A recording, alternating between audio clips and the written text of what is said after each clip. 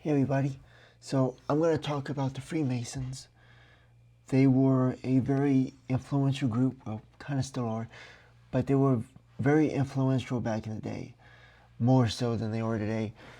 And they were comprised of mainly Great Britons and Russians.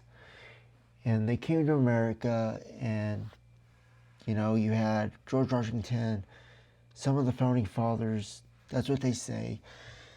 So I'm going to show you a few things. It's going to be simple. It's going to be basic. It's going to be within 10 minutes. And I'm going to show you some things you've never seen before. So, to get started, I want to say that you won't hear this in a history book. You won't hear this in school. You won't even find this on the internet. But I can tell you this. Well, you most likely won't find it on the internet except here. But what I can tell you is this. There is a backdoor to the United States government. Now, I'm saying that on a presumption that, based on the phrase, it goes something like, what is it? It's something like influence breeds influence, or influence gains influence. It's when you take a very influential power and you transfer that power to a smaller power, and that smaller power uses that bigger power to become bigger influence, right? So what you would do is, in order for this to be true, that it is a backdoor, the Freemason network is a backdoor, is there would have to be some president that used it to bypass democracy in the very beginning. It could have been George Washington. It could have been another founding father, or it could have been someone else in the early beginning who used a Freemason network in lieu of democracy in order to become president, right? So in the future, well, I'm getting ahead of myself. The only ones who would know that information would be the CIA. They would have information to this back door. I'm going to show you where you would infiltrate, this particular place, and you would use it at the right time to bypass democracy, to go to the U.S. government. Now, why would they do that? Well, this would be in times of emergency. If it was during an election season, they would do it if democracy was no longer relevant. They would even do it if democracy was a threat to itself. And there was a possibility that all three of those could be true. And I'm kind of foreshadowing there. And they would be able to put their own in there to gain a sense of some sort of stability and control in the midst of chaos, because they would know what's going on, where an average person wouldn't know, or it would be too sensitive or classified to reveal it to someone who was democratically elected. So I'm going to show you where this is located, and we're going to go to Google Maps, and here's the address. And we're going to explain all of this too. North Masonic Drive, Columbia, Missouri. And look at the irony here. All right, so here it is. And it's interesting, they got two places here. I think one of these is a museum.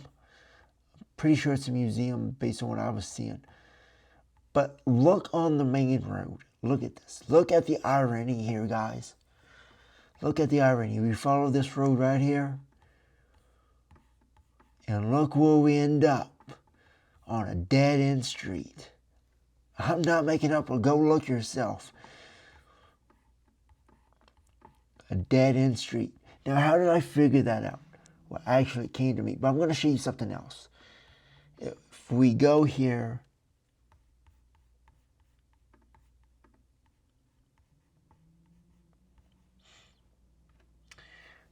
if we go here, I'm going to look at, if I type in this address, look at the slogan. We are where you are.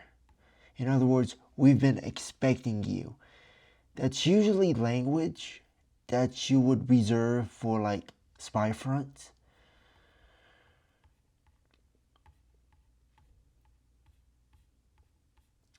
We are where you are.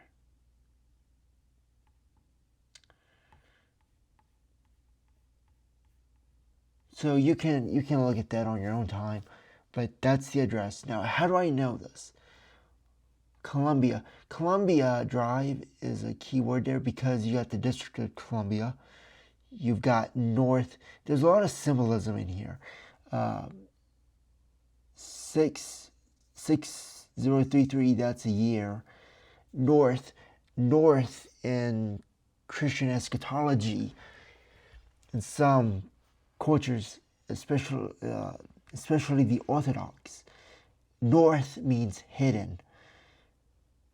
So it would be the year, hidden, Columbia Drive, Missouri. Whatever Missouri means.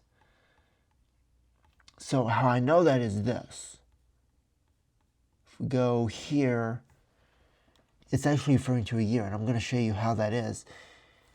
What is year 6 in the Gregorian? So, the Masonic calendar. They use the Masonic calendar. What is year in the Gregorian?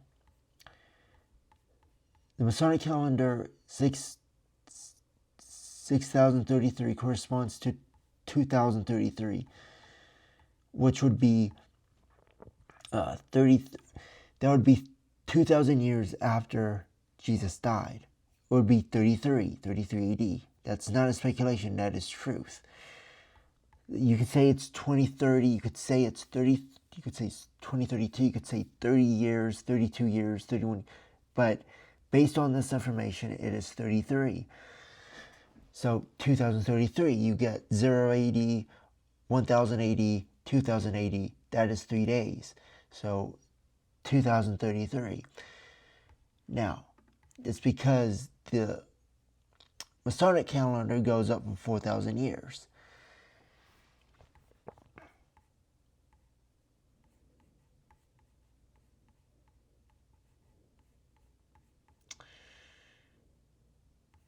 So that would be the meeting place of whatever meeting that needs to take place for this handshake or agreement between the CIA and whatever else.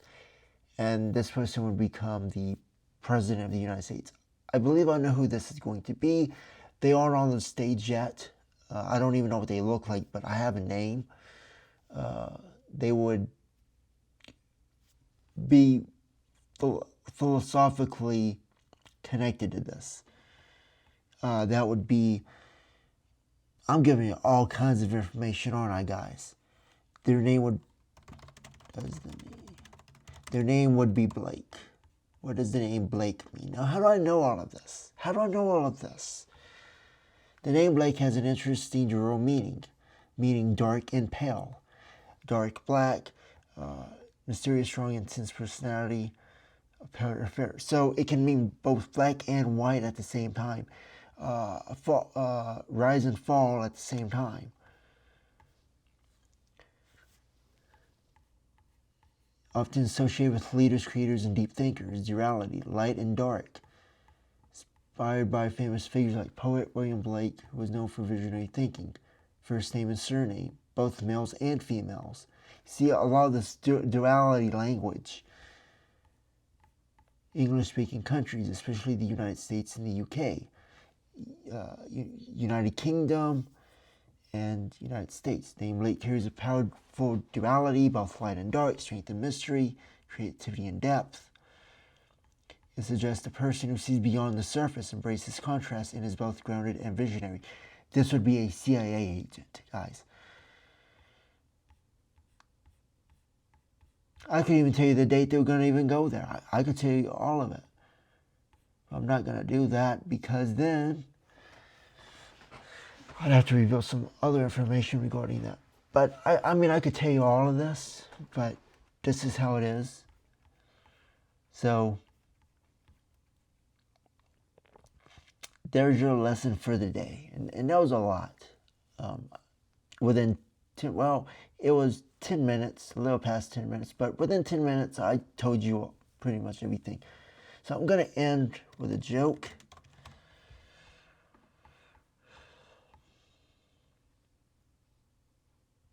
It's 33 degrees, by the way, here. What did the philosopher bring a ladder to the bar? Because he wanted to reach a higher level of thinking.